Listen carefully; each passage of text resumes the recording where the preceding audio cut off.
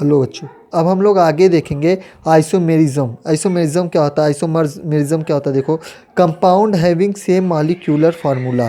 Compound होगा जिसके पास same molecular formula होगा बट डिफरेंट स्ट्रक्चर, लेकिन उसका स्ट्रक्चर जो बनेगा बच्चों ना, वो एकदम अलग बनेगा, डिफरेंट बनेगा पहले से। और इसी को क्या कहते हैं? Isomers. And this property is called isomerism. इसी प्रॉपर्टी को आइसोमेरिज्म कहते हैं। देखो किस तरीके से, यहाँ पे हमने एक स्ट्रक्चर बनाया है, ठीक है। यहाँ पर भी आप देखेंगे तो कार्बन कार्बन कार्बन कार्बन, यानी कि 1 2 3 4। यहाँ पे कार्बन के कितने कितने कार्बन है? 4 कार्बन है। तो कार्बन 4 और हाइड्रोजन कितने हो जाएंगे? देख लीजिएगा, 1 2 3 4 5 6 7 8 9 10। एंड हाइड्रोजन कितने हो गए बच्चों? 10।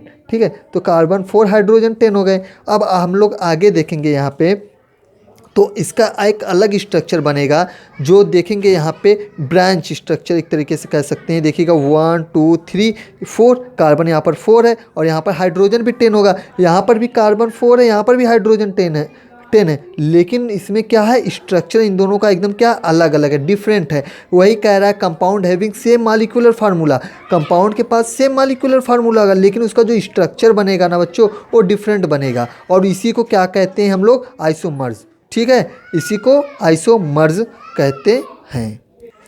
अब हम बच्चों आगे पढ़ेंगे एलोट्रोप्स के बारे में। किसके बारे में पढ़ेंगे बच्चों?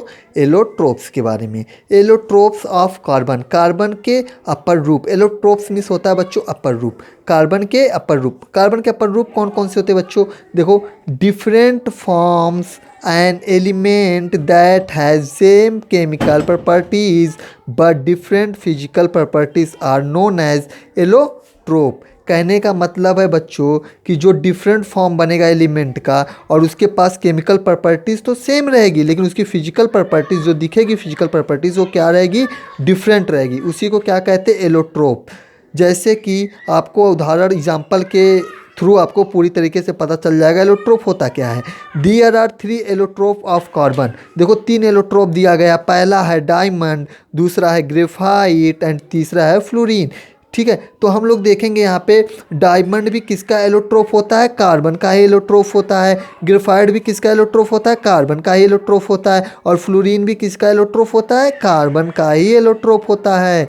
तो हम यहाँ पे देखेंगे डायमंड, ग्रेफाइट, फ्लोरीन, ये सब कार्बन के एलोट्रोप। तो एलोट्रोप वे होते हैं बच्चे ना जिनकी केमिकल प्रॉपर्टी तो सेम होती है, लेकिन उसकी जो फिजिकल प्रॉपर्टी होती है वो डिफरेंट होती है।